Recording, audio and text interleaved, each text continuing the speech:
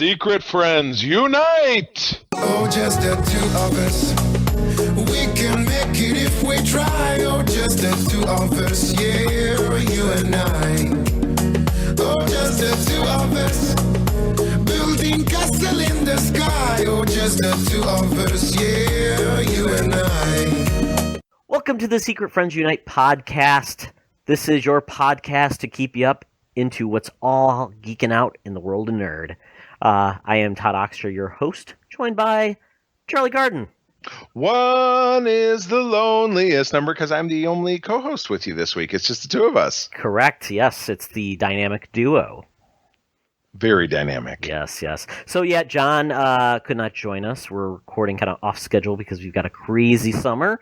So we're just trying to, bob and weave and make sure we get a podcast out and, reconnect. And it's kind of fun, actually, change the dynamic a little bit. So it's just the two of us. And this is exactly how we started the podcast, almost 2 years ago. So this is perfectly fine. Those many 79 episodes ago. 79, this... Episode 70, the number of 79 is going to have a little bit more significance as we continue to talk. It just dawned on me. Yeah, it's the less popular sexual position. 79, dude. So a forward look to what we're going to talk about in the show. We're going to talk about the world of geeky news. We're going to talk about some stuff we're happy about in the GeekEasy, and we will then talk about the world of licensed comics and the mind meld. So before we get into it all, though, let's check in with Madam Webb in her Rumors and News. Now it's time for Madam Webb's Rumors and News. Take it away, boys. Well, thank you, Madam Webb. I've heard your pinochle season is off to a roaring start. Don't let those ladies cheat because you know what? There is Medicare checks on the line. Gotta pay those bills somehow. Clickety clack. The stakes are high in Del Boca Vista. So we start off with movie news, and one of the big things that came out this week was we have a lot of news about the Justice League movie. Entertainment Weekly will have a cover story out tomorrow about this as well. Well, not a cover story, but a story about this, talking all about what's going on in the world of the Justice League. So the big key takeaway is it's kind of a mea culpa. They're being very open about what worked and what did not work for Batman vs. Superman. They talked to basically all the key players. They've talked about a lot of things, about the Batman movie and Ben Affleck being heavily involved. But the big thing was that they're really addressing the tone of Justice League. And they really have, and they've even divulged the plot line for the movie. And it kind of summarizes basically Batman has refound his faith in humanity based on the sacrifice of Superman. Based on that, Batman has to, along with Diana Prince, Wonder Woman, gather up the metahumans that he found out about in Batman vs. Superman to take on the threat of Steppenwolf and the Parademons. I like good dreaming. Dun, dun, dun, dun. Steppenwolf. Yeah. Take you on a magic carpet. Right. No, okay. Anyway. So I read it. Oh, you broke out a second. You broke out. Oops. You broke up for a second. Try it again. Am I back? Yep, you're back. I read a headline today. Hello? Wait a second. Say something now. Hello? That's better. Okay. So I read a headline today. Zack Snyder was appalled, totally caught flat-footed by the poor reaction to Batman versus Superman. So how is Geoff Johns' involvement, do you think, turning the tide in this film? I mean, he's writing. Is he producing as well? He is. He's producing, he's overseeing, and he is the chief creative input in this movie. Okay. Yeah, so he along with his, we talked about that a couple weeks ago. They rearranged, basically DC Films is now its own studio, like Marvel Films. So they have a lot of independence beyond, rather than just being a part of the Warner Brothers studio model, right, where everybody gets involved. Because actually Warner Brothers redesigned their whole studio format to be a little bit more functional basis the project type, rather than just being everybody involved. So like Harry Potter and that series has its own creative brain trust now, and which is a better move. It just makes more sense than rather getting a guy who made The Wolf of Wall Street also in charge of Harry Potter. It doesn't make any sense. Right. More boobs, more drugs. Why can't we see Hermione topless? Come on. Yeah, let's talk about Wall Street scams. It makes sense. It's Oh the my green. It's the goodness. Green Got Wall Street scandal, right? Yeah. So we've got this. This is coming out next year. It is 2017. I think Okay. it's, and I'd have to look at the date, but it's 2017. And we're getting the Suicide Squad before that, which tonally is very different, but it was already done and in the can when the Geoff Johns deal came along. And who directed that film? Is that somebody who's a creative spark, somebody we can kind of count on? Or I'm just wondering, and the reason that I ask, I just wonder if by the time we get to this film, will we be in a good trajectory based out of Suicide Squad that this is going to have a chance to reinvent what we've lost out of Batman versus Superman and the much maligned Man of Steel. Much maligned by many, I should say. I enjoyed it, but still. Yeah, so David Ayer, he directed End of Watch. That was that movie with Jake Gyllenhaal and Michael Pena. Michael Pena, yeah. Yeah, and that got good reviews. He did Sabotage, then he did Fury. He wrote End Watch. He wrote Sabotage. He wrote Fury, and he also is the writer on Suicide Squad. So it's interesting that he's both the writer and the director. So yeah, I can't necessarily think of a superhero film that's gone that road. Joss Whedon, did he write and direct? I believe so, or at least he was got credit for the screenplay or something like that. So he was involved pretty heavily. So interesting. I think it sounds good. Geoff Johns is the guy when it comes to DC. He's got the passion, he's got the resume, he's got the chops, because he's the kind of guy that everything he's really touched with DC has kind of turned to gold. He's responsible for some of the best story arcs that have been around in the last 10 to 15 years. Yeah, he's kind of the Don. Yeah, definitely. And he had been involved, really peripherally in the DC movies, but really, like I said, it wasn't favorable. That system wasn't favorable to creative types that were not involved in the film industry, but now it's changed. He is really like a Kevin Feige type character, Joe Quesada kind of input wise into it, which is good. But yeah, we've got next year Wonder Woman June 2nd, and then we've got Justice League is the big fall movie, because Thor is 2 weeks before that, November 3rd. Gotcha. So it's the last comic book movie of the year, Justice League, and it's going to be the big Thanksgiving movie. So that's interesting. And a month before episode 8. Yeah. No, that's not right. Episode 8 is 2018, so I got that wrong. What? Isn't it? No, episode 8 is December 2017. Okay, very good. Yeah. Sorry. Yeah, so that's right. There'll be a wide berth. It'll be almost a month. Justice League gets to play on its own. I'm sure there will be no other big movie at that time. So it'll be fun. Exactly. So and they even talked about it. Ben Affleck said, talking about the Batman piece, he said that, wow, Geoff Johns, he knows more about anything than you could ever imagine. You ask a question, he has an infinite answer. So Ben Affleck respects Geoff Johns. Ben Affleck's done lots of superhero. He's already done 2 superhero movies now, so he's familiar with the process. And Ben Affleck said they are not rushing a script for Batman anytime soon. They are going to do the right script and deliver it. So I take heart in that, because really they don't need to rush a Batman film. I don't think it's even... it just says it's unscheduled at this point, so they don't have to deliver to a certain date, which is good. Batman says, do the right thing. Yeah, and it was funny. They also mentioned one of the casting roles, which was Willem Dafoe. He's going to be playing an Atlantean called Vulko. And Vulko is kind of a advisor figure to Aquaman, so kind of a weird role for... because Willem Dafoe, anytime you think of him, he's always like a weird creepoid, a bad dude. So for him playing more of a positive character is kind of cool. I didn't look too deeply in it, but you're right. I assumed in stereotype sense that he was going to be Steppenwolf. Who do they name as Steppenwolf, or didn't they? They haven't yet. And apparently, you remember when they showed that unreleased Batman versus Superman scene? It was like a weird creature. that was talking to Lex Luthor. That is just a parademon. That is not Steppenwolf. So I was worried that that's what it would be, but no, that's supposed to be a parademon. So Steppenwolf should be looking like a dude rather than a weird beast, because we don't need another weird beast as the ultimate baddie. We need more of a different type of villain than we got previously. Yeah. So I think it's on the right path. I mean, we know who our heroes are going to be. And it's interesting because J.K. Simmons, we saw him training for the role, apparently, that he's going to be a BA. Right. With those guns. Sure. Taking us to the gun show. Yeah, so, and Jeremy Irons will be back as Alfred.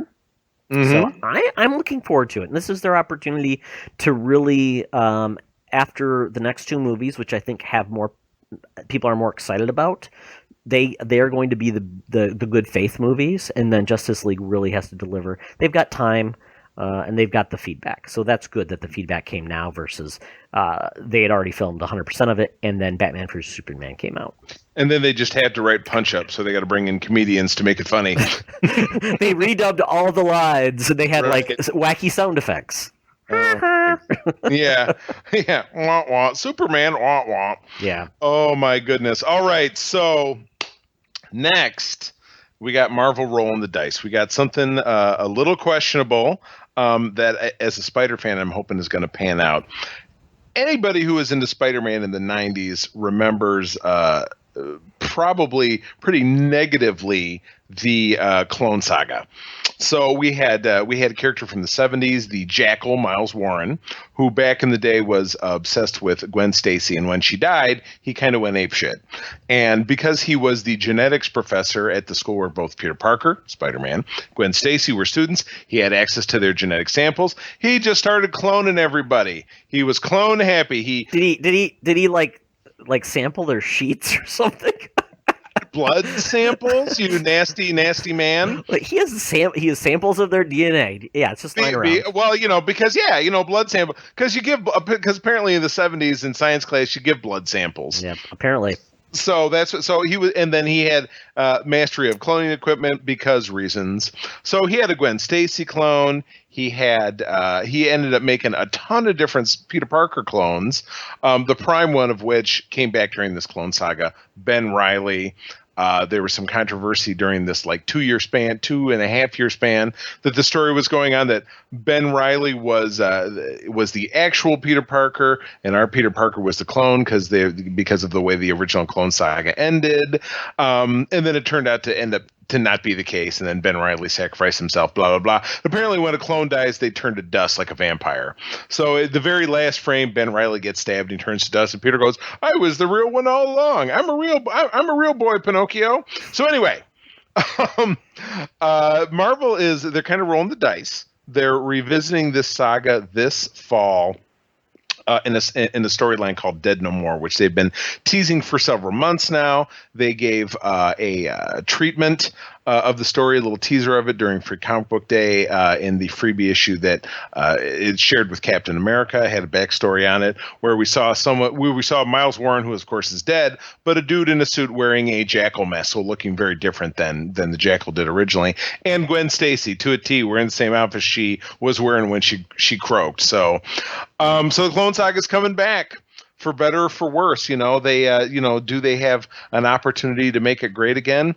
Dan Slott has been writing Spider-Man 10 years, and he's done some stuff that a lot of purists kind of dump on, but his writing is what brought me back to being a faithful. He wrote the Spider Island, which I've not dug into. I'm still plugging along in my Amazing Spider-Man read. Haven't gotten there yet, and I'm trying not to skip ahead.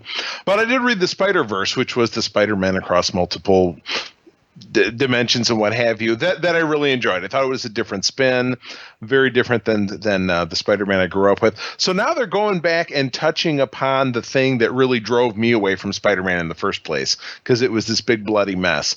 Can it be improved upon? Todd, in your history of revisiting old storylines to try to make them better, different, or to make up for them, does it ever work? Well, Marvel, obviously, that's the only ideas they have left, is just revisit everything twice. Make it a sequel. Why not? Clone Wars Part 2? Yeah. Secret Wars again. Secret Wars 3. Civil War 2. Can we get Atlantis Attacks again? Oh God, yeah. There's some bad series. The Phalanx Saga and X-Men would be a fantastic to revisit because cybernetic beasts are just awesome and relatable as a villain. No, I mean, yes, it's nostalgia. I think it's been 20 years, right? Roughly. Ben Reilly's actually a character on Ultimate Spider-Man. And actually, there was a turn because Ben Reilly turned on Spider-Man, Peter Parker in the show, and So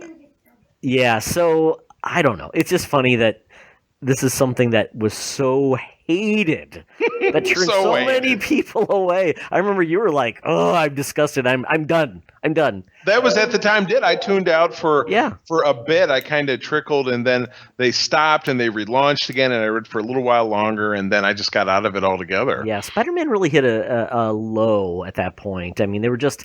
I mean, I think Venom was like the turning point at a certain point for Spider-Man, right? And wouldn't you think so too? Late 80s, yeah. I mean, it was because a shot then in the arm. It became all of the symbiotes, and then that symbiotes there had to be more symbiotes, and then there were clones, and there had to be more clones. Yeah, it was weird. And then finally with then One New Day or One More Day got to be another Zephyr for Spider-Man, and finally when it was Dr. Octopus taking over as that character, and Superior Spider-Man, with Spider-Man finally come back to they finally refocused on Spider-Man and kind of figured out what was good. He had like one book at the time, and now it's funny. I always joke now it's #TooManySpiders because we are talking about this that there are so many Spider-Man books that don't have Spider-Man. They have other peripheral characters. It's the Spider family, like the Batman family back in the day. And it's almost like. If you overwhelm us with characters, we're just going to stop caring. They just jump on these opportunities because they want to make the next Deadpool. They want to make the next hip character. And with Gwen Stacy, they do. Gwenpool, right. I hate that name. Spider-Gwen. I mean, that is the dumbest thing. It's like Spider-Todd. That's my name. Spider-Todd. Call me that. Well, in fairness, she does call herself Spider-Woman. It is the press that has dubbed her Spider-Gwen or in some... Because they know she's Gwen? That doesn't. Wait, you're right. That doesn't make any sense. No, it doesn't. No. That it's doesn't. Dumb. It's just a dumb meme that became the name of a comic. It's like Squirrel Girl. It's like, oh, she controls squirrels. Oh, let's go with it. It's like that's like Snakes on a Plane, and we saw how successful that movie was. It's just dumb. But you know what? Why not? If they can have fun with the concept and do something interesting with it, why not? I'm never gonna say don't do something. Well, I mean, that's where I'm keeping my fingers crossed. Kind of like Cap. It's kind of like the Cap story. I'm not going to poop on that yet because we don't know where it's going. Right. The second issue of that I think comes out next week, so we don't know anything. It's been a full month. So I am, I have a subscription to Amazing Spider-Man. The other thing that we touched upon is that Web Warriors, another one of the titles that I read, is ending. Which I think is a bummer because that was a continuation of the Spider-Verse, and apparently there's not enough momentum to keep that going because not enough people are reading it. So, another character I love, who is not a clone that is Spider-Man related, is Miles Morales. I'm going to pick that book up again because I love the original run of that book. So I think I'm going to transition over and keep reading that. So, there's a great art going on in the Amazing Spider-Man book right now. The main one that Slott writes that actually ties in. Spider-Man, the all-new, all-different Avengers, which is another book I read with Miles Morales kind of being at the center of that, and a character called the Regent, which was actually a character that survived from the Secret Wars. It's the only one I've seen so far that actually made it a villain. That was part of the... the Renew Your Vows miniseries, which I enjoyed. So they brought him into the mix. So, I mean, that's a great book. I think Slott can do good things. He's a little eccentric. I follow him on Twitter in real life. It's kind of like, don't look too closely at your heroes. Don't look too closely at that guy. He's a bit of a whack-a-madoo. But I'm enjoying his work. So I go into this with eyes open. I don't think it could possibly be as bad as the original Clone Saga in terms of the art and the storytelling that was so crappy about that back in the day.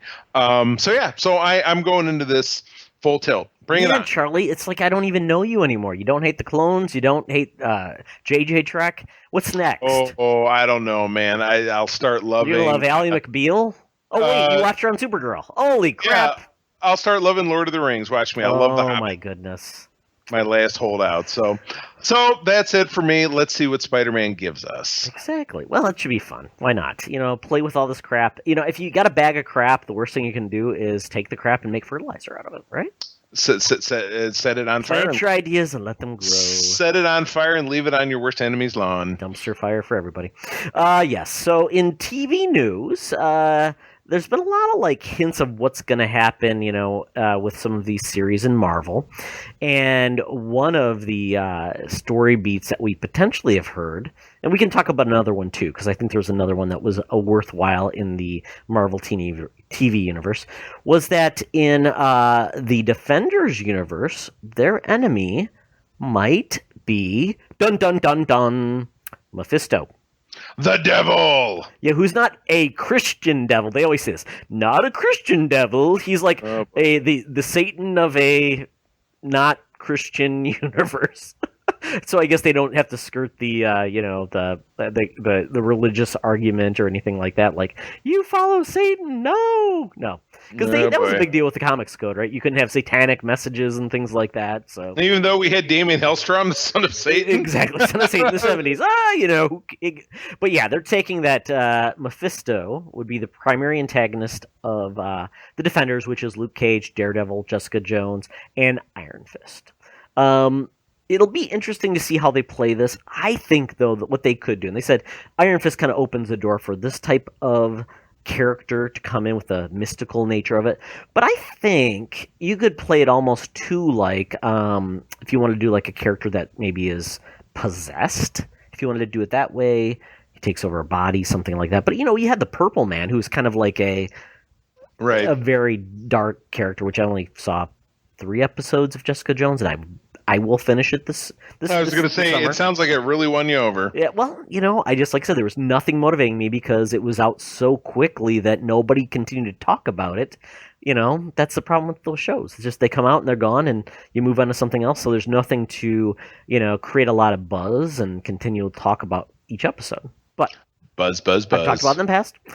But this is kind of fun because it's like, how do these characters that are all very different. Luke Cage and Jessica Jones, I would say, are very similar in the power set, strong and, invulnerable to a certain extent, right? Right. Iron Fist is a martial artist with, I don't even know what you would say. He has more like some kind of mystical fist. That's about it. Mystical fist. Yes, he's good at fisting.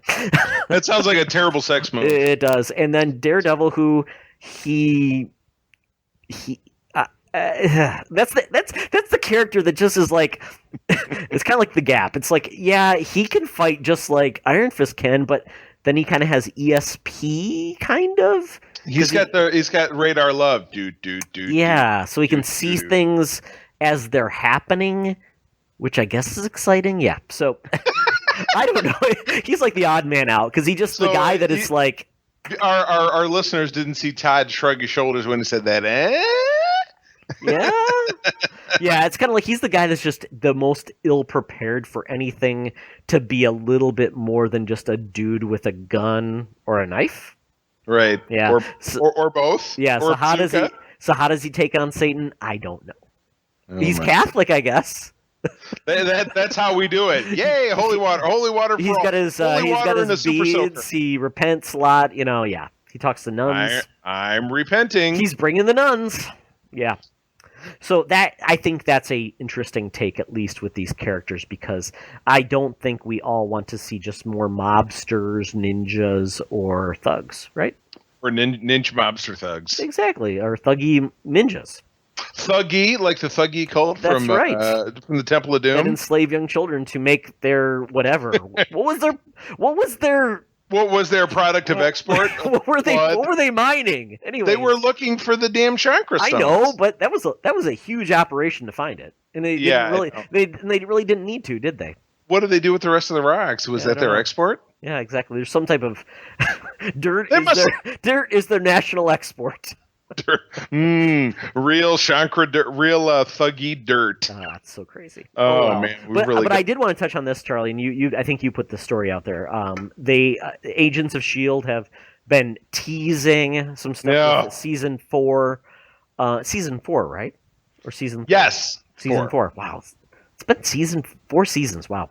That potentially, what does they say? The heat is on, or feel the heat, or feel my heat, spaceman. Yeah, a hot chain coming through. I don't know, but they showed a picture. They showed a picture. It must be because of like San Diego Comic-Con. They've got like a trolley with some logos, and it showed a flaming chain.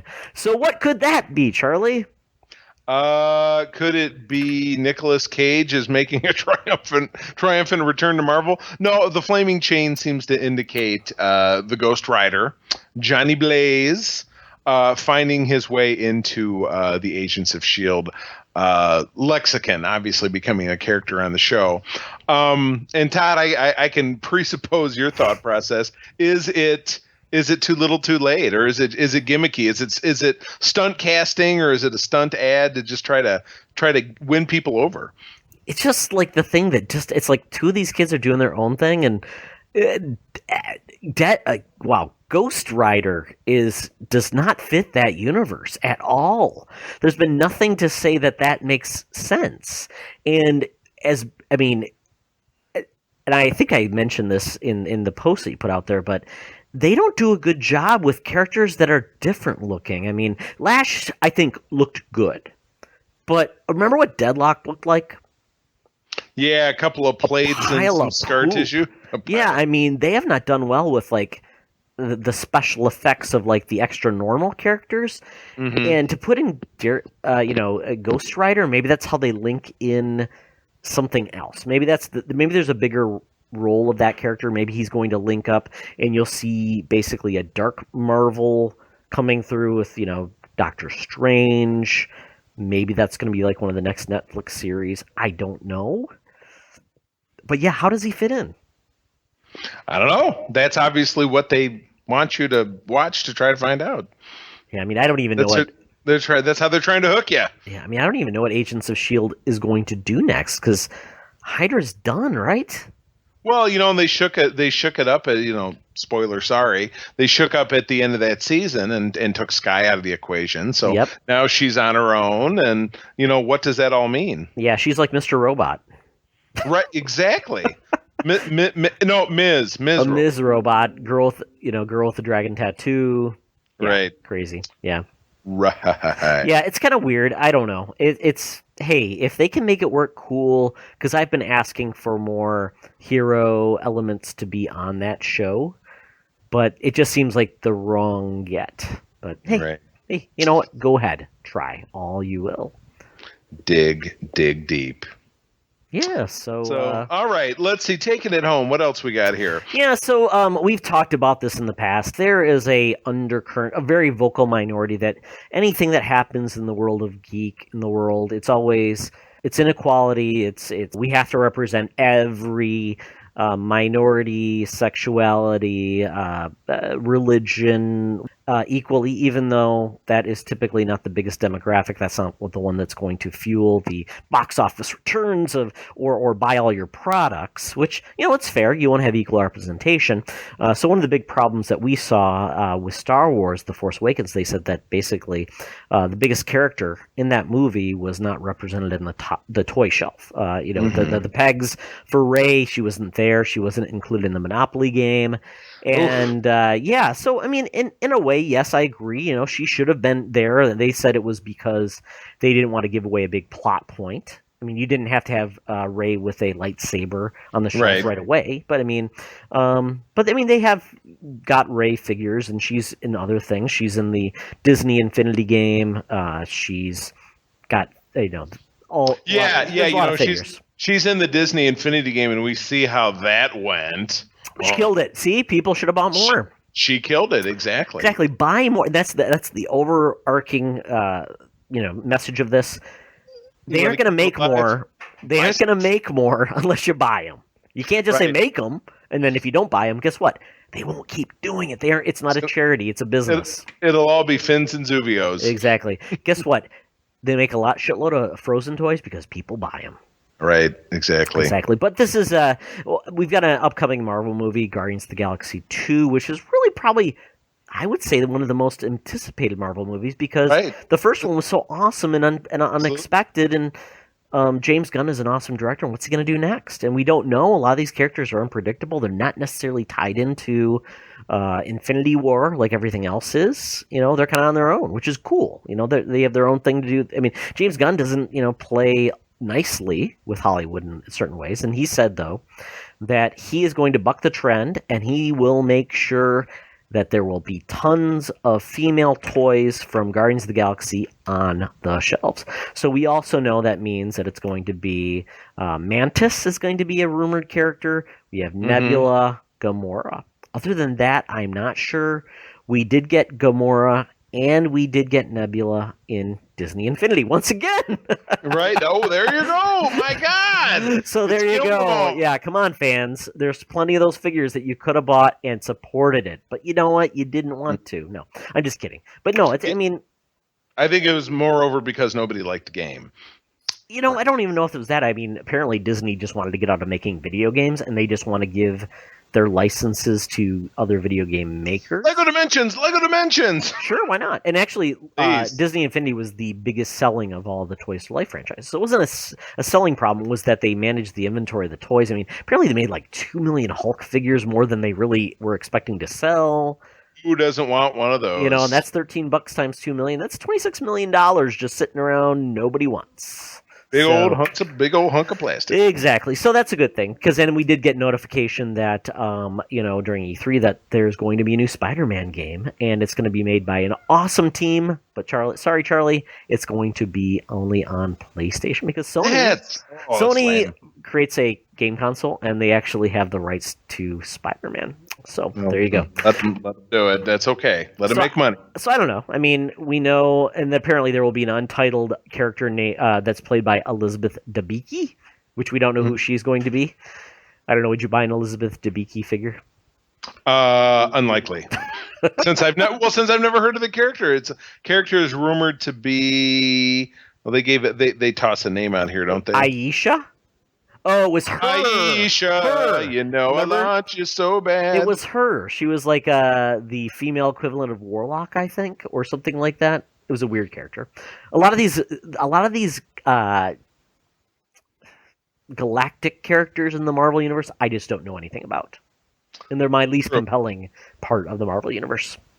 I mean, if I can glean them from my old Marvel handbook, that's about as much as I know. But a lot of them weren't around back in the day, and Warlock and Gamora and all those were dead. Yeah, exactly. And of course, exactly. So I mean, and Drax the Destroyer had, he had a cool hood with a widow's peak. That's what I remember about him. I mean, so yeah, my knowledge for a lot of this more current stuff would kind of be out of date. But good. Overall, good for them. Embrace the audience. See if this pays off, because it clearly did pay off with Disney Infinity. But I mean, the action figure market is hot. People do still buy them. So perhaps this is exactly right. Tap into this market that buys all the frozen stuff. Start to steal it away a little bit. But I will say this, though, and you will agree with me on this point, Charlie. Will I? The movie-related Marvel toys and the DC-related movie toys are horrible. You don't buy those toys. You buy like the Black Series. You buy the Marvel Selects. You buy the other DC character, the higher end figures, because the rest those movie toys look like poop. I've had some of the movie figures, and when you, John, and I were all doing our big purge the first part of this year, I swapped a lot of those out. I still have a complete set of Guardians, because that's the only option. Yeah. But yeah, if you look at my Avengers lineup, the only movie figure I have left is Black Widow. But she was probably a higher end figure. She wasn't one of the. No. It's a very nice likeness of Scarlett Johansson from the Winter Soldier line. But no, and Winter Soldier is the other one that I have. But most of them, the rest of them are comic representations, because that's what the characters really are to me. So I mean, I swapped out my Captain America. I had the blue suited Cap from Winter Soldier, and got rid of him in favor of a newer figure that I thought was a better looking Cap that came out this year with Cap Wolf head, which I never put on. It's still in a bag somewhere, but someday. Yeah. But yeah, no, you're right. Those are bad, and They're like what, the 3 3/4 size, or they look bad, yeah, or they give them like a 3-wheeler or a motorcycle. It's like they never rode a motorcycle in the movie. right. Right. Well, and then speaking of that, the Black Widow very famously rode the little motorcycle out of the bottom of the Quinjet in Avengers: Age of Ultron, and in the toy version of that came out last year, the little motorcycle had Captain America on it. So I mean, that was one of the most egregious violations of what we're talking about here. So if the tables are turning, so much the better. Put it out there. And if it generates success, then it proves to you that the audience that you've been missing out on is there to be found. And I think that's a good thing. But the key takeaways, you have to buy it. If you don't, they aren't going to continue. They're just going to make it for goodwill. Right. So people, if you like exactly. the lady characters, buy the lady figures. Right. Buy them for your daughters. Yeah. The key example of that is the DC superhero girls. That line is extremely successful. But it's not tied into a movie line. It's tied into creating characters that look cool and are tied into directing at the core audience. So there you go. True. Yeah. My. All right. Well, I think that takes us out, buddy. That's it for the world of geeky news. But now it's time to check in to our favorite establishment and hang out at the GeekEasy. Talk nerdy to me. Talk nerdy to me. It's time for the GeekEasy. Relaxing, listening to some Christopher Cross. We've got our drinks ready. It's time to talk about what's making us happy, sad, or mad in the world of geek. Well, we'll be sad if you leave them another bad tip when we get out of here. I'll tell you. Here's a tip: don't take any wooden nickels. I think that my Jack and Coke has been spit in. So thanks a lot. Well, this week I'm full tilt. Fangirling, fanboying about Star Trek these days, and it was just it's a sad twist because a few weeks ago it was the trailer for Star Trek Beyond, which we're going to get on July 22nd, that kind of sparked my reinterest in Star Trek, and I've talked about it in the past. My fandom typically pinwheels between 3 points on a pyramid. It's a Star Trek, Marvel Comics, or Star Wars. And so now I pinwheel back around, and it was the trailer for Star Trek Beyond that really got me into it. But we got some absolutely dreadful news at the end of this past week on Anton Yelchin, the 27-year-old Russian-born actor who played Pavel Chekhov in the J.J. Abrams JJ-verse Star Trek, the young ensign who is the navigator of the Enterprise, tragically killed in an automobile mishap. He had parked his car and left it in neutral, got out of the car to get something behind it, and his brake failed, or he had left it in neutral. I don't believe that there was a confirmation, but he was crushed between his car and the edge of his house. Absolutely awful. So it's sadly bittersweet to be so invested in Star Trek right now and to have that happen for a young man whose career is just really getting started. We saw him not only in the 2 Star Trek movies, but also in Terminator Salvation. He played young Kyle Reese in that film. And Todd, he played in a number of different other things as well. Well, the one that I really saw, I didn't see Terminator Salvation. I saw Fright Night, which was the remake with the actor who's kind of crazy, Colin Farrell. Colin Farrell. And that movie was good. I enjoyed it quite a bit. And our favorite doctor actually played the Chris Angel type character in the movie. It was kind of his guide to defeat the vampire. So if you've not seen it, I would recommend it. It was a fun horror film, just like the original Fright Night. But yeah, that guy was. I saw that original not that long ago. Yeah. The guy was just a lot of fun. Really invigorated the role, classic role, and yeah, he was a good actor. Poor guy. I mean, I feel bad for him and his family. No doubt. So at any rate, we dedicate this episode of Secret Friends Unite to Anton Yelchin and his short body of work. May you live long and prosper in that final frontier beyond. Yeah, and I'm not going to try to be unclassy, but this is a question that will be asked, Charlie. What do they do with that character if they continue with this movie series?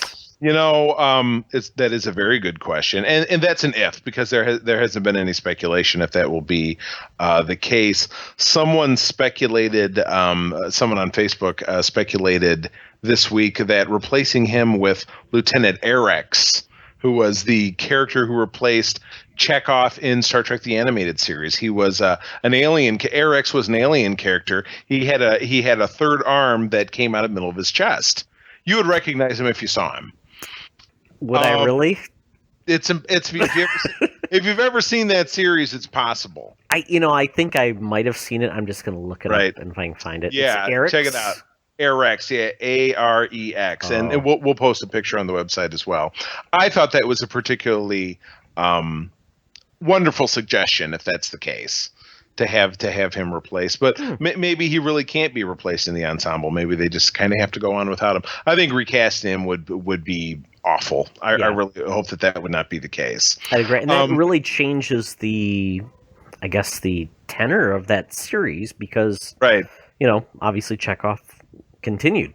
So. Right. Exactly. So this really drives home the fact that this Star Trek is very different than the prime Star Trek that came before it. So Anton Yelchin and his family has been on my mind. I have been similarly. I've been rewatching the original show. I got through season 1, which was, with anybody will tell you, the absolute strongest season of that show, which ironically enough was before the character of Chekhov came along. We didn't get Chekhov until season 2's Cat's Paw, which was the famous Halloween episode, which we've talked about on the show when we're talking about Halloween. But no, season 1 gave us City on the Edge of Forever, the strongest episode of the series, written by Harlan Ellison. Gave us didn't give us Mirror Mirror. I'm sorry. What are some of the other real strong episodes? City on the Edge of Forever? Yeah, that's what I just said. Are you even listening to me as I'm talking? Well, you said that was the one. I was like, yeah, that was the one. Sorry. That's the one. But we had. Did he write any more? I don't know. No, that was the one he wrote. I'm just all of a sudden drawing a total blank of other great episodes. Galileo 7 was in that one. Operation Annihilate with the little pizza creatures. Just like a lot of really fun. Balance of Terror, first appearance of the Romulans. We had, of course, Space Seed, first appearance of the character of Khan. And set the stage for that great film that came out in 1982. Just a lot of really great stuff. Season 2, right out the gate, gave some good ones. A Mock Time, which was the famous Ponfar with Kirk and Spock fighting, and the dun dun dun dun dun dun dun dun dun. So I watched that one recently. Mirror Mirror was another amazing episode of the Mirror Universe. So just a classic series. Watching some of the clunkers is real obvious. And what's nice about watching them in HD is that back in 2006, for the 40th anniversary, they completely retrofitted the series. They pulled out all the old opticals, all the space footage of the Enterprise flying around in space battles, and replaced it with modern CGI that still really feels like it could, had the technology existed in 1966, it would have looked like this. It didn't look so dramatically weird, but it looks really very beautiful. So watching these new beauty passes, the Enterprise will zoom in real close or show different angles, and it's just it's great. It really enhances the storytelling. Even Leonard Nimoy was quoted as saying, "Wow," when he saw this back in 2006. So, it really touches my heart. Star Trek is my original real cornerstone of fandom. So revisiting it at a time when there's been a tragedy, it's difficult. It makes me, hope for even greater things out of Star Trek Beyond when we see that here in a couple of weeks. Well, Star Trek is the oldest geek series with actors that we have, in our modern day.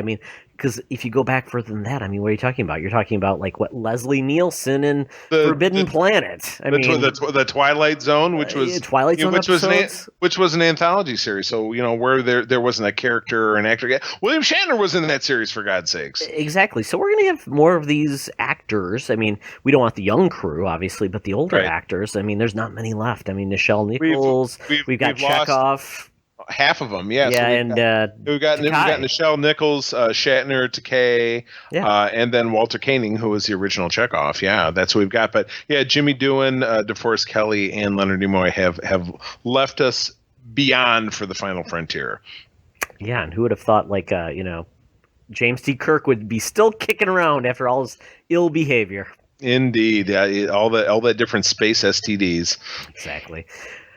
Well, I would be remiss, and it was funny because John is not a huge Game of Thrones fan, but his wife Christy is, And I don't know if we can recruit him over to the dark side. Charlie, you do watch the show, though. I do, and I dabble, and I will tell you this was the week that turned me off of being a dabbler and turned me into being a rabid fan. I was just watching this like, ah!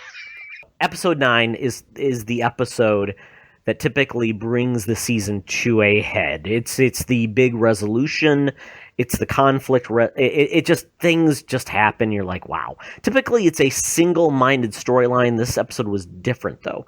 We had time in Marine where Daenerys finally came back. We weren't sure what was going to happen when she emerged because she found her city basically in turmoil, being attacked by the slavers.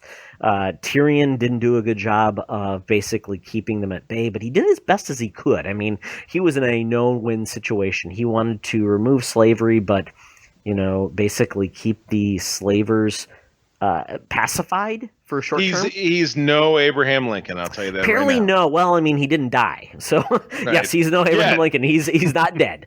But yeah, so she returned, and first you thought she was going to be angry at him, but she basically says she knows that she doesn't have a tactical type mind where he does. He's very strategic, and she still was going to rely on him. So it was interesting when they actually came to the slavers and they came to the resolution. Basically, I thought that was pretty cool. Basically, kill two of the bad guys. One was left to basically tell the tale of Daenerys Stormborn, that she is now in charge, and you better fall in line because she has dragons, and that's about all you need.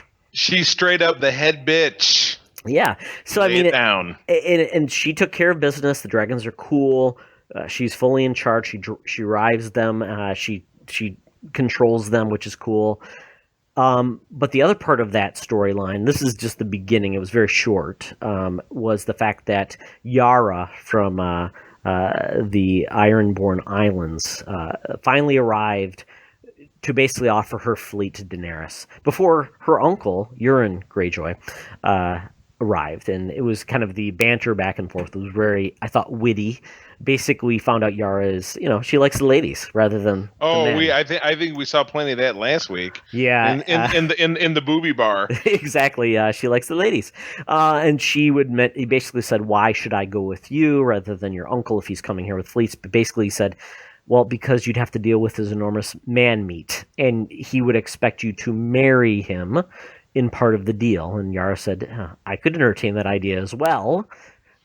So I thought that was clever. It was cute. Zing! Yeah, I mean, this was the transition from the old leadership. All of the old kings are dead who were men, and now we're left with many women in power. And this is Daenerys in power. We've got Yara in charge of the fleet. They're finally coming together, so they are going to be part of a strong relationship, and she's got a strong army. And hopefully that plotline moves forward, and we finally get them moving to Westeros. Right. To challenge the status quo, because we need that. Because it's been 6 seasons in the making. Mm-hmm. We have 2 more left. So that's how that's part of the storyline ended. And then we had the other part of the storyline, which was basically the Battle of the Bastards. Ramsay versus Jon Snow with Sansa.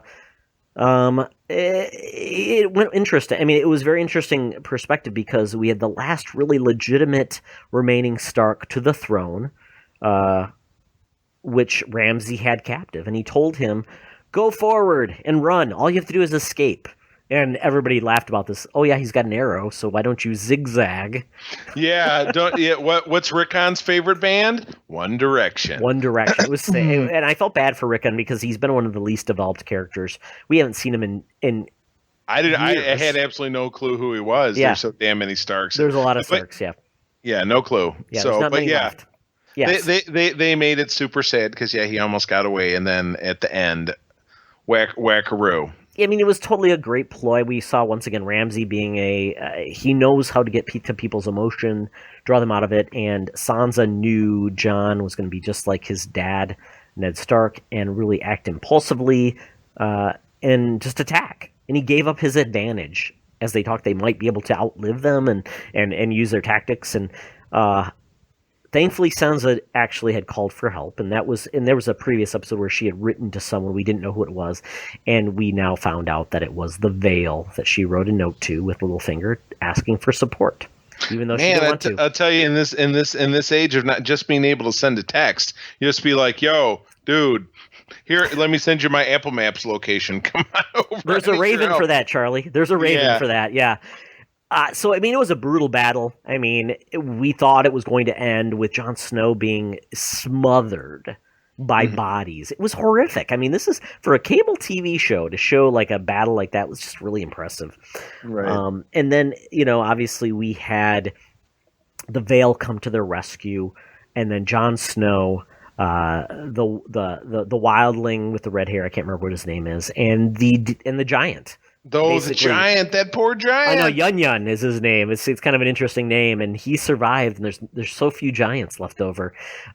He's the only one that we've seen, and the fact that they were able to storm the castle, come in, and Ramsay had one final act of just horribleness when he was the final guy to put that arrow through Yun Yun, his eye, and end him.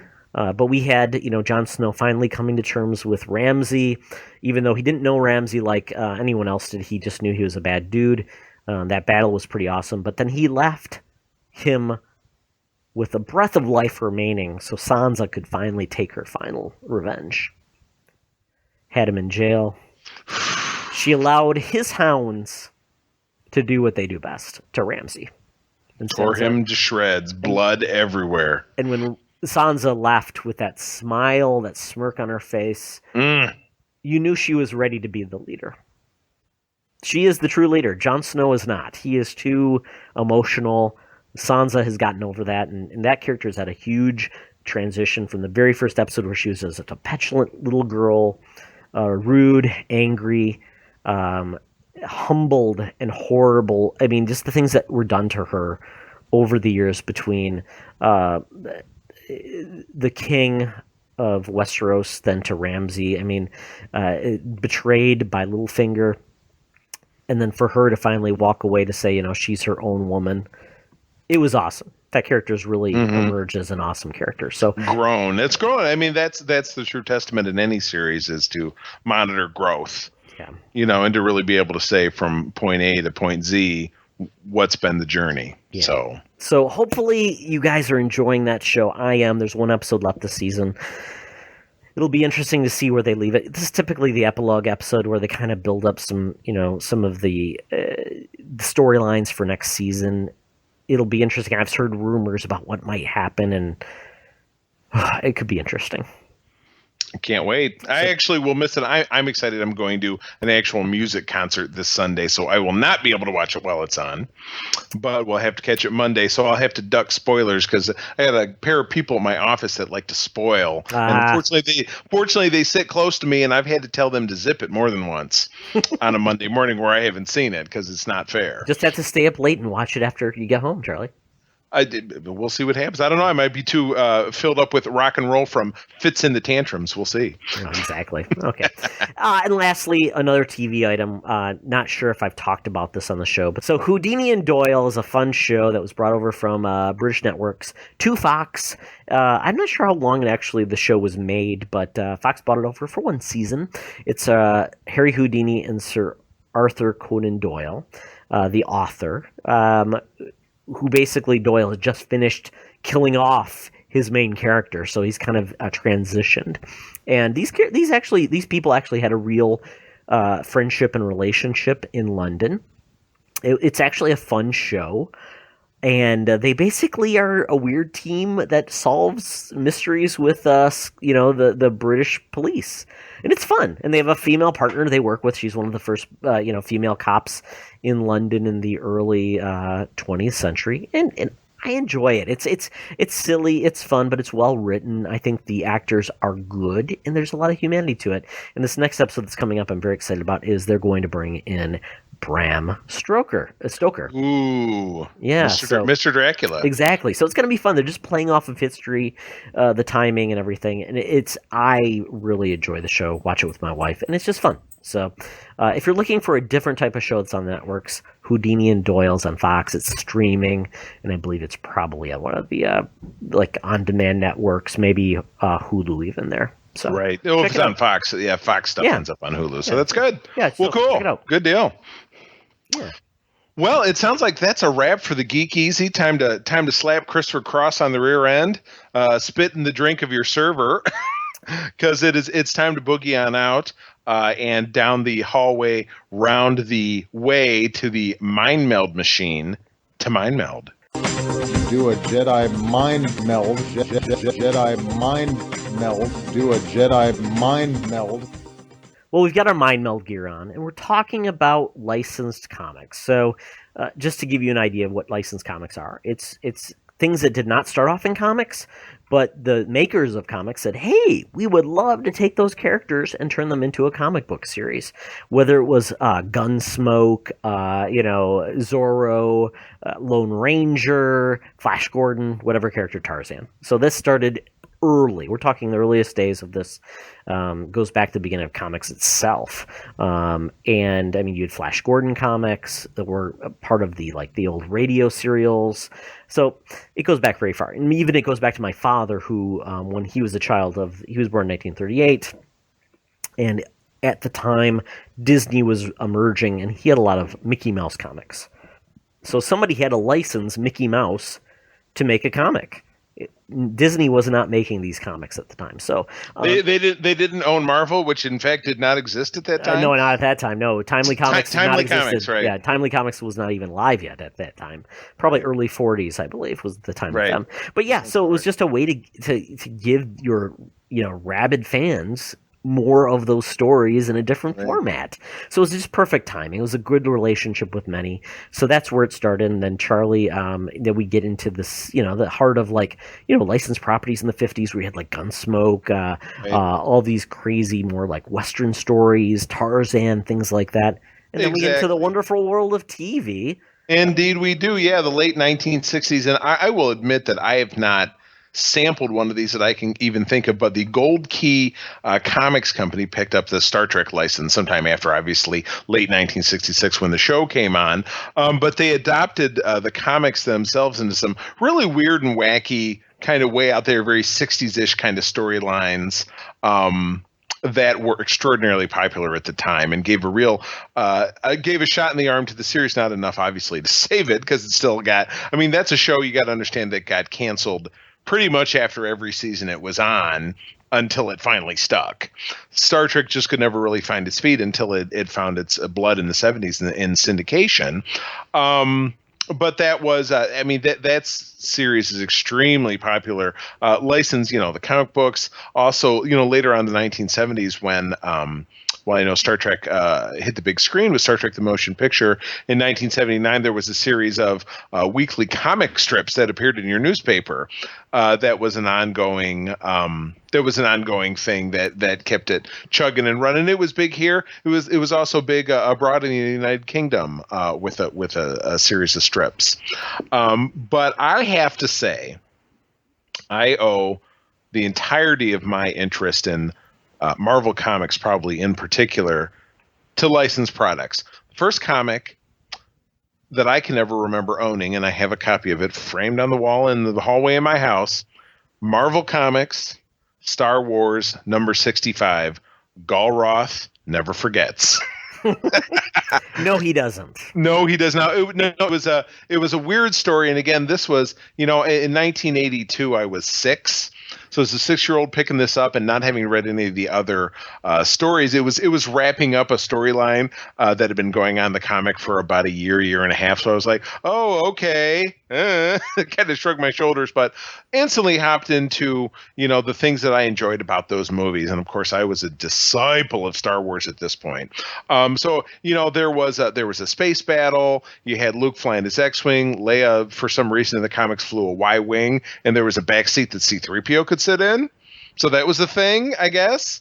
that Leia had to land on this Imperial base to cripple it. It was on Galrath, that's the name of it. She had to fight with this Imperial officer, and in the end, she managed to destroy it. But the last panel, this sucked because I never read the story that came before and the story that came after until years later. But the end of it was a cliffhanger where everybody jumps away into hyperspace, except for Luke because his ship stalls off and he's stuck as all these TIE fighters come down. And I never got to read what happened to him. He better call Uber. I guess, yeah, Space Uber. Or in Grand Rapids, Steady Fare.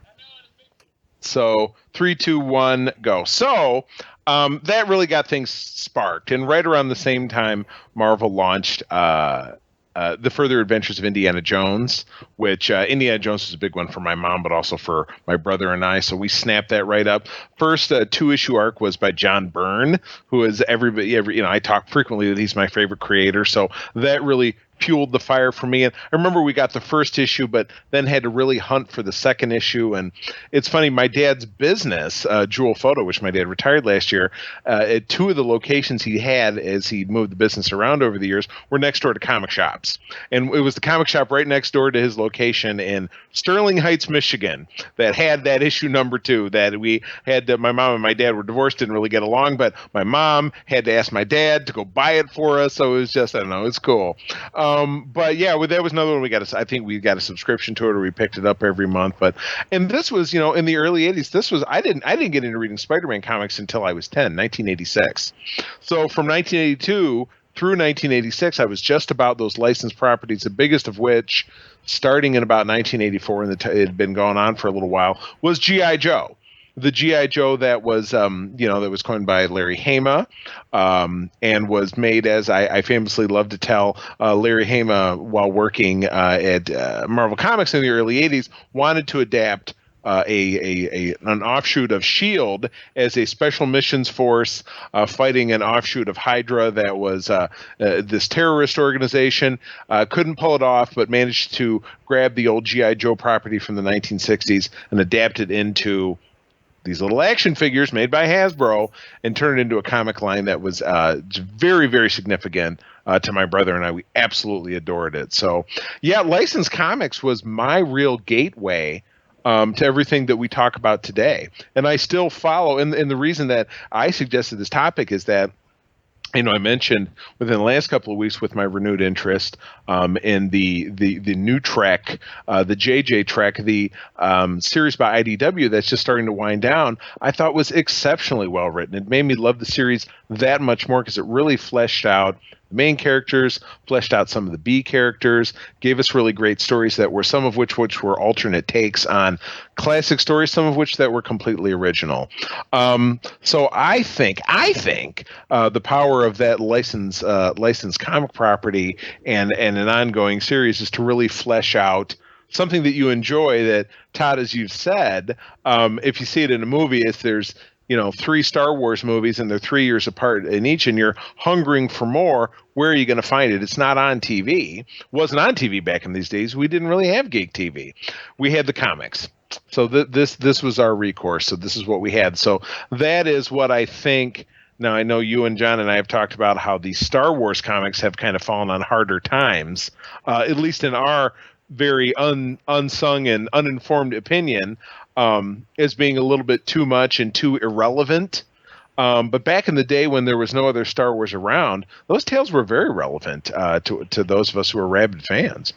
Yeah, I mean, they played it. I mean, the current Marvel comics have played it safe. They're like, oh, we're not going to touch on anything because we're too worried about what is available for us to storytell because of the new movies that might come out. We might use those characters. So yeah, back in the day, there was no like Bible to say you couldn't do this, you couldn't do that. They could do their own thing. Right. And George Lucas could ultimately say, that stuff is crap. But it was still out there. And the fans didn't have a method. There was no internet at the time to, oh, this is what happened to these characters. No, you could write a sternly, worded letter, but it was once again a letter, not available to anyone but the person who wrote it and the person who received it to put it in the trash. Yeah, exactly. Put it in the trash, or potentially of the 5 or 6 ones that went in the letters column, but that would be about it. So And yeah, they wouldn't care. yeah, exactly. And nobody reading it would care. So yeah, without the internet and social media, there was no voice for those who should remain voiceless. But I think there's the big turn in licensed comics. It takes series potentially that will not continue and are stagnant and will not continue, and give them new life. A prime example of a very popular series that was a TV show in the late 90s, early 2000s is Buffy the Vampire Slayer. That series ended as a TV series, but it's been given fresh life as a comic book, and they've continued the seasons, official seasons, with Josh Whedon giving, he gave that basically credence to say, I'm going to be the executive producer of this, and these stories are going to be a part of continuity to continue that show in seasons, just like the TV series would have continued. And they've been really good, and I need to catch up and see where they're at, because what I did see and I really enjoyed it. Farscape did that as well. Babylon 5 did it. And a lot of those series have done a great job with just, keeping fan bases happy and re-engaged with a property and keeping it alive. You know what I think is absolutely fascinating is that is also preceded with the show Smallville, which is based on a comic character that was a TV show, and now it's back to a comic character, but based within the universe of this TV show. So a microcosm among another microcosm, itty bitty bitty. But again, there's a fan base. There's a fan base for those that are so rabid that this Star Trek series went on for. It's going to wrap up a 5-year run, and that Smallville series is going on, and that Buffy the Vampire Slayer series you mentioned has been going on for several years or whatever it is. So. Again, we touched upon it earlier in the show. If you really love it, go out and plunk down some dollars on it, and it'll continue to exist. If you bitch about it on the internet and steal it, or just complain and don't spend your money, it's not going to be around there for you to bitch about.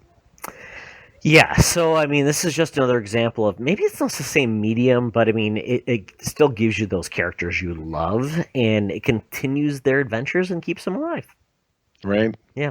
And we'll see that, Doctor Who, which is a current series, right. They'll do comics based on the past Doctors, even current Doctors, because with Doctor Who, it's not static. It's he could have done that adventure in between the episodes. And I think that's still an opportunity for current things. Agents of S.H.I.E.L.D. has a comic book series with Marvel. I'm not sure if it's still alive or not, but it basically took the characters from Agents of S.H.I.E.L.D. and gave them other adventures to basically say, in between the series, they did this adventure. Right. Yeah. Well, what was one that was kind of weird for me? I was, from 1986 on through probably the next 10 years that followed, I was very serious about Marvel Comics. It was Spider-Man, the Avengers, West Coast Avengers, Captain America, some of the different offshoots. But the only DC series that I ever picked up with any regularity, and it was weird because I love Star Trek The Next Generation. I watched it every week. I taped it. You know how involved I was with it. Mm-hmm. But my first love in Star Trek was the original series cast films. 4, 5, and 6, and then I went back and discovered 1, 2, and 3, and 3 ultimately is my favorite. I think it's the film that has the most heart. DC started publishing they got the license away from Marvel. Marvel had it for 2 years in the early 80s, very forgettable comics. DC grabbed it around the time of Wrath of Khan, so this was 1982. They ran it for 4 or 5 years. Dreadful. I was just thinking about this tonight. I've read an issue here and there, but never paid any attention to it. They relaunched it in 1989 with Star Trek V, which is lauded to be the worst of the original series films. But they used the style and they used the tone of the time to produce a comic that I never missed an issue of. I loved it so much. And I did not read the Star Trek The Next Generation comic because it kind of felt like, they're trying to plug in between this episode and that episode, and it felt like, they're trying to bring back this guy from season 2, but now it's season 5, and but with the Star Trek, it was set in that movie era, so it could only be set between 5 and 6 because six was the end. So they really didn't dabble beyond 6. So you had this, 2-3 year period where they had these stories. And they brought back Harry Mudd. They brought back, the characters from A Piece of the Action, A Gangster Planet. And they would dabble a little, but mostly they were original stories in the spirit of the original show. We go to this planet. There's a problem. It's a social commentary issue, and it felt like the show. So that's why I loved it. And that series ran 80 issues. It ran from 89 to about 95, 96, and then Marvel had the license for a little while, and they had a Voyager comic and a Starfleet Academy Malibu comic. did too, right? Malibu had DS9 when DS9 came out, and then they lost it. Then Marvel grabbed it. So weird. It's a hot potato game with these licensed properties because they go around and around. And right now, the IDW, and a more independent publisher, has had Star Trek since the early 2000s. So they've held on to it with for a longer time period than really almost anybody else. Yep, and IDW does Transformers. They do G.I. Joe. They're doing some interesting things, and it's even beyond that. You would think that all the Disney properties now would fall to Marvel, but they don't. There's a lot of Disney properties like Mickey or DuckTales or Uncle Scrooge or some odd things that end up going to like independent publishers like Boom Studios. So it's very weird how they manage their properties. And so I think the key takeaway with the licensed properties is if there's something you loved at one point, like even old TV shows, old animated series, old board games like ROM Space Knight. Even Marvel did Star Comics, which had Richie Rich and Heathcliff, and all these weird properties there as well. They're out there. So search out, see what you can find. If you enjoy these characters in one media, you might like them in another. So yeah, exactly. So there are stories to be told, and it's very hit and miss. I mean, you really do have to sample. I mean, DC Comics at one time or another had like Mask. Yep. Back when that was, I grabbed an issue of that, and it was awful. Yep. He-Man was a horrible comic book. Yeah, exactly. And it's been back as a comic book again. Exactly. They changed the publishers. I mean, Ghostbusters has been revived as a comic book series. Yeah. So. I mean, it's much like any comic book series. You got to have some creative talent. You got to, and you're right. It's tough to. The thing that we're struggling with the Star Trek or Star Wars comics right now is that there's no stakes. It's very safe. I really, you don't really want storytelling like that. I've read some of the more interesting things that IDW is doing is they had a crossover between the original series, the William Shatner, the old TV show, and the Planet of the Apes. That was a damn good story. 4-issue crossover, Captain Kirk and Colonel Taylor, a.k.a. Chuck Heston, side by side fighting apes. It was a good story. Now, the JJ Trek crossed over with the Green Lantern Corps was a really weird story. And I don't know that I would say I thought it was so great. Yeah, I mean, and then they had the, the X-Men or teamed up with the Next Generation? Right. Yeah. There was a group of the X-Men teamed up with the original series cast. Then they had a different group of the X-Men team up with the Next Generation cast. Yeah. It was it's very hit and miss. It really depends on the premise and who's writing it. But yeah, you're right. 10,000 foot view of this. If you have a property that you love, there's a very good opportunity. There's more out there to explore. So if you need any help, as we say always, reach out to us because we if we don't know it, we can find the information. Yeah, it's been a lot of fun because these are things that sometimes I forgot they were actually out there. You go to a comic book convention, you actually, Army of Darkness, Flash Gordon, all these weird titles they do exist. So yeah, look up anything you enjoyed at one point. It's probably been a comic book series. Right. Cool. All right, man. Well, I think that takes us out, and it's time to take off the gear, put it back in its protective coating, and take us on to the epilogue. It's time for the epilogue. It's our parting shot for something we didn't cover in the show previously. So, Charlie, what do you got? Well, in a week and a day here, I'm going to jump in the old Ford Edge with my little quasi-nuclear family here, my two stepkids and my wife, and we are going to take the 11-hour road trip to rural Maryland, where my mother lives. My mother and my stepfather have lived out for about 8 years in St. Leonard, Prince Frederick area in southern Maryland, south of Washington, D.C. They've got a beautiful house. We're going to be joined by my brother, who I've not seen in 2 years, since before he got out of the Air Force. He and his wife have settled in suburban Philadelphia. They just bought a house. My niece and her boyfriend, who live in Florida, are going to be flying up. So we're just going to have a big-ass vacation. We're going to be hanging out poolside, just enjoying each other's company. But on a couple of days, we are going to drive up good old Maryland 2-4 and grab a train into Washington, D.C. Now, I have been several times.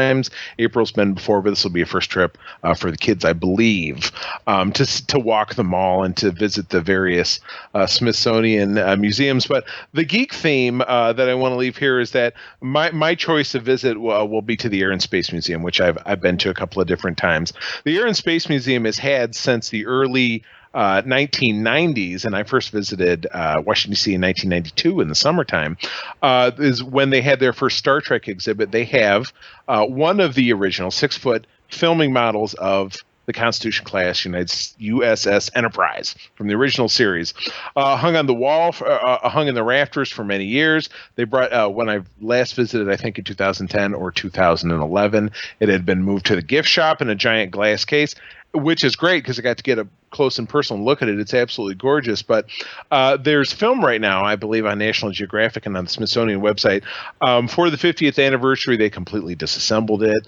They cleaned it, and they put it back together. And I believe it has, and I'll see this for myself, returned to its ascendancy in the rafters of the Air and Space Museum. So Godspeed to the Enterprise, in particular now when we're talking about the passing of Anton Yelchin and thinking of the Chekhov character.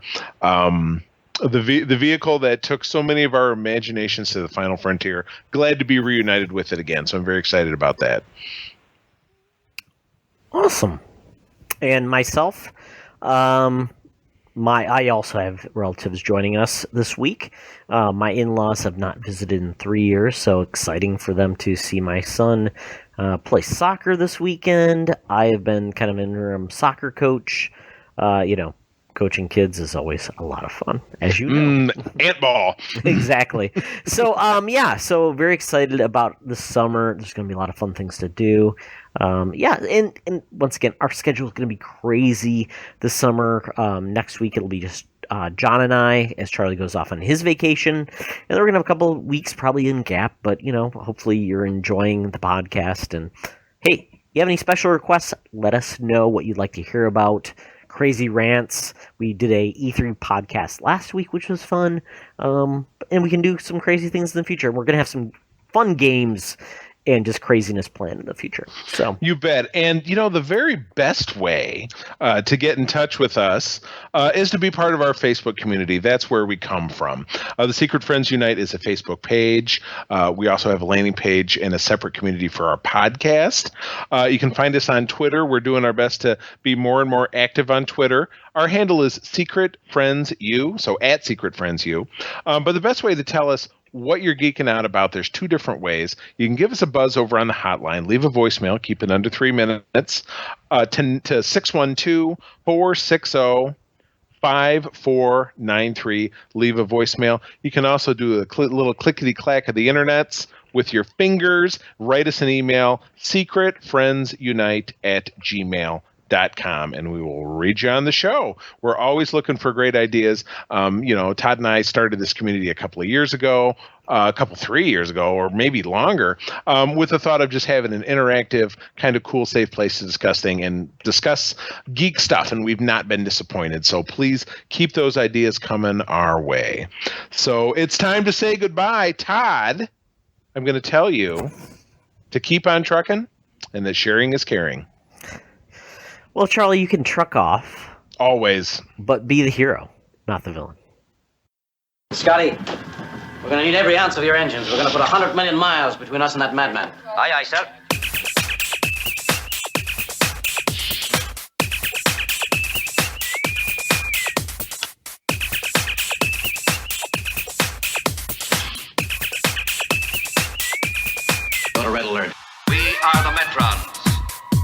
captain is losing his battle. We would suggest you make whatever memorial arrangements, if any, which are customary in your culture. We believe you have very little time left. We appeal to you in the name of civilization. Put a stop to this. However, we are not without compassion. We will allow you to see and hear what is now transpiring. Fire phasers, Mr. Chekhov. Subspace.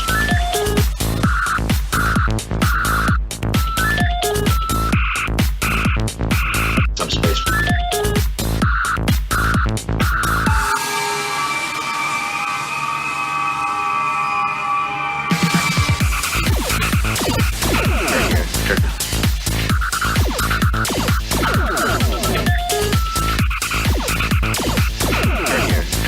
Subspace.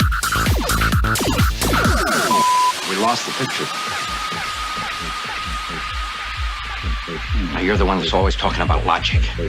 What about some logic now? It's out there, Doctor. Subspace channel. Subspace. Subspace. Subspace. Out there somewhere. Subspace. Subspace. Subspace. Subspace channel. Subspace. Subspace. Subspace. Subspace. Subspace. Subspace. Subspace channel. Subspace. Subspace. Put it on visual. Subspace. Subspace. Subspace. Subspace channel. Subspace. Subspace. Subspace. Subspace. Subspace. Subspace. Subspace channel. Subspace. Subspace. Stop. Look. This is Captain James Kirk of Starship Enterprise. Whoever finds this, please get it to Starfleet Command. I'm engaged in personal combat with a creature apparently called a Gorn. There's very little here, scrub brush, rocks, an abundance of mineral deposits, but no weapons in the conventional sense. Still, I need to find one. Subspace, subspace, subspace, subspace channel, subspace, subspace, subspace, subspace, subspace, subspace, subspace channel, subspace, subspace.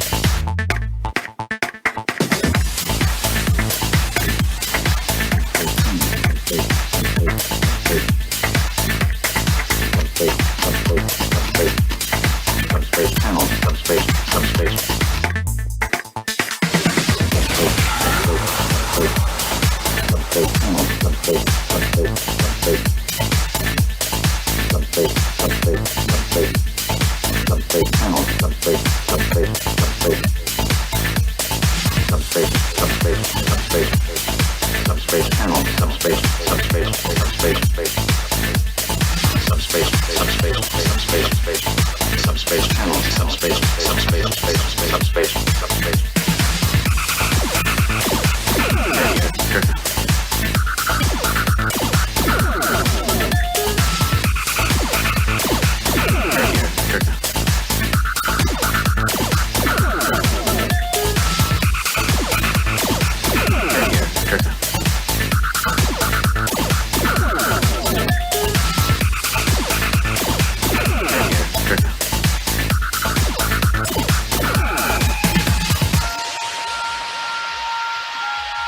Space, the final frontier. These are